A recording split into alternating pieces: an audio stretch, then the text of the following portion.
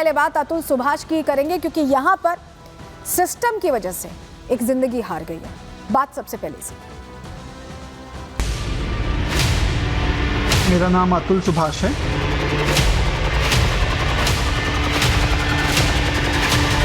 आज मैं suicide commit करने जा रहा हूँ। मेरे बच्चा को इंसाफ दिलवा दीजिए, बस और कुछ नहीं चाहिए।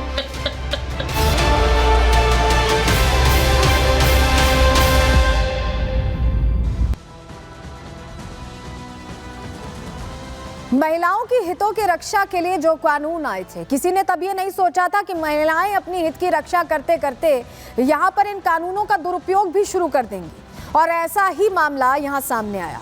9 तारीख का एक वीडियो इंटरनेट पर तेजी से वायरल होता है। इतना वायरल होता है कि लोग एक शख्स की पीड़ा सुनकर सिहर उठते हैं।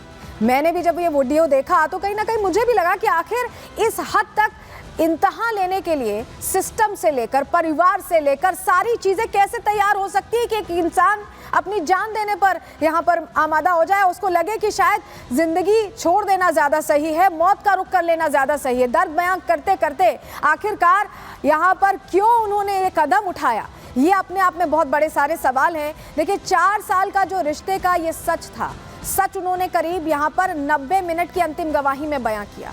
और वो एक एक शब्द सुनकर आप सिहर उठेंगे, आपके रोंगटे खड़े हो जाएंगे, क्योंकि वो शख्स सब कुछ सह रहा था, उस दर्द को सह रहा था, इस आस में कि शायद कभी सब ठीक हो जाएगा।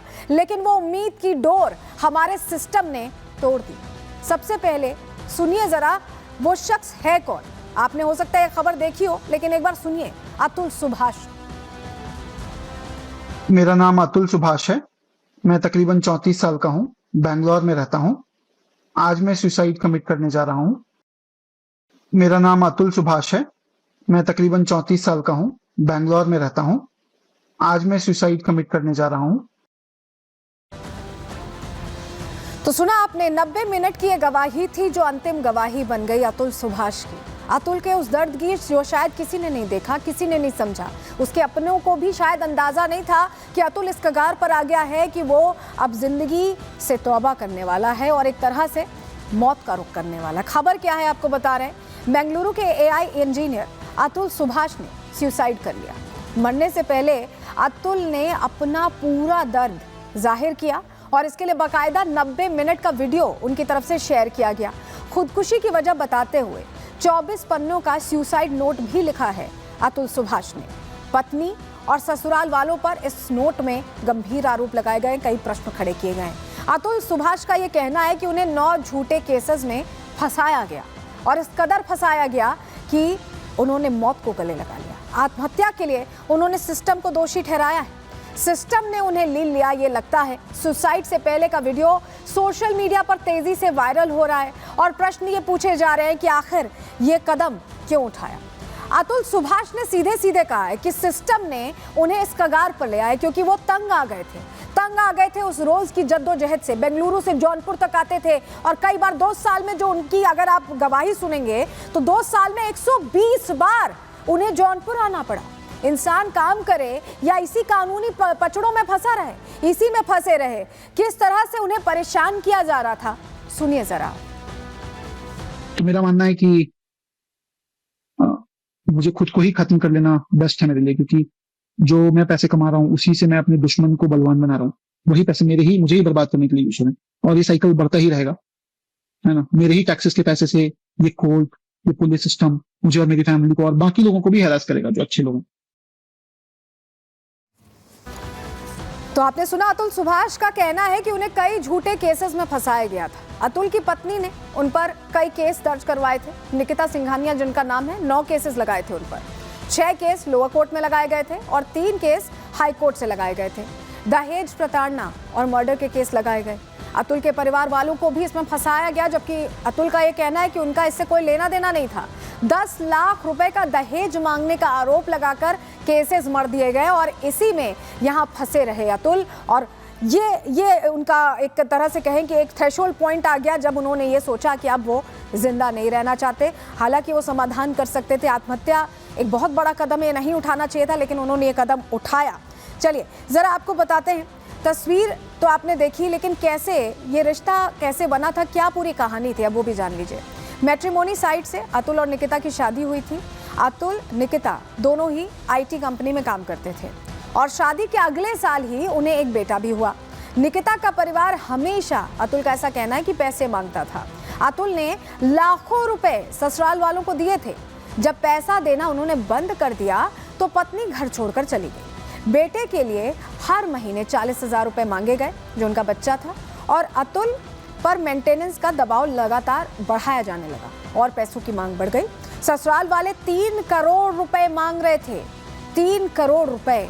आप सोचिए, 40,000 रुपए वो भेज रहे थे अपने बच्चे के लिए, उसके भरण पोषण के लिए, लेकिन परिवार वाले दबाव पे दबाव बनाए जा रहे थे, पैसे की मांग किए जा रहे थे। और चलिए ज़रा अब आपको बताते हैं कि ये जो पूरी कहानी थी ये कई सारे प्रश्न खड़े करती है, लेकिन एक लेटर लिखा है अतुल ने जिसमें उन्होंने ये भी बताया कि जो जौनपुर ज़िला कोर्ट में जो फैमिली कोर्ट है वहाँ पे जो जज थी, उनसे जब केसेस की हेयरिंग होती थी तो उनकी तरफ से भी अलग ही दबाव था, उनकी तरफ से भी कोई सपोर्ट नहीं था। सिस्टम की कलाई कैसे खोली अतुल ने, ज़रा देखिए।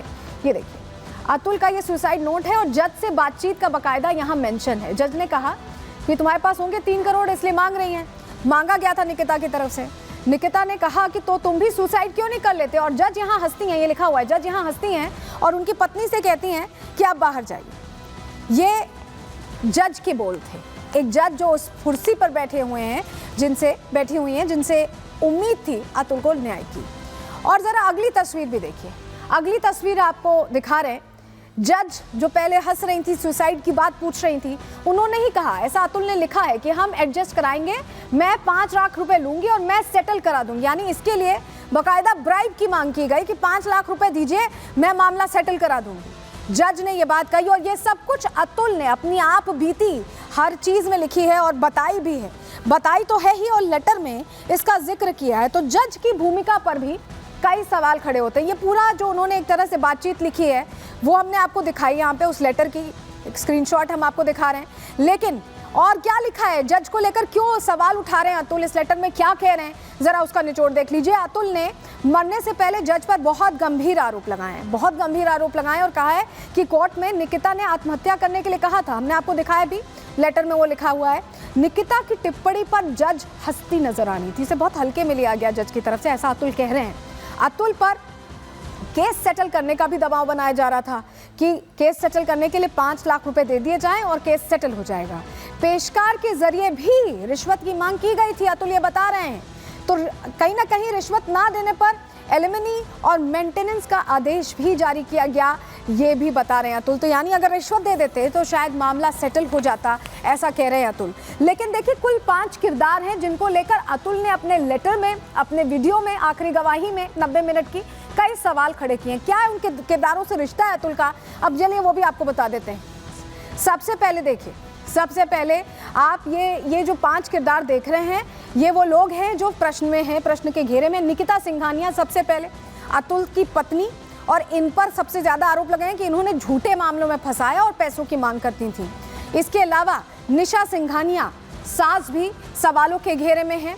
अनुराग सिंघानिया जो साले हैं अतुल के, वो भी सवालों के घेरे में, और चाचा ससुर सुशील सिंघानिया का भी नाम है। और इसके अलावा रीता कौशिक जो जज हैं, जिनके साथ बातचीत को लेकर अतुल ये कह रहे हैं कि रिश्वत अगर दे दी गई होती तो शायद मामला सेटल हो जाता। तो ये वो 5 चेहरे हैं जो अपने आप में सवालों के घेरे में हैं। लेकिन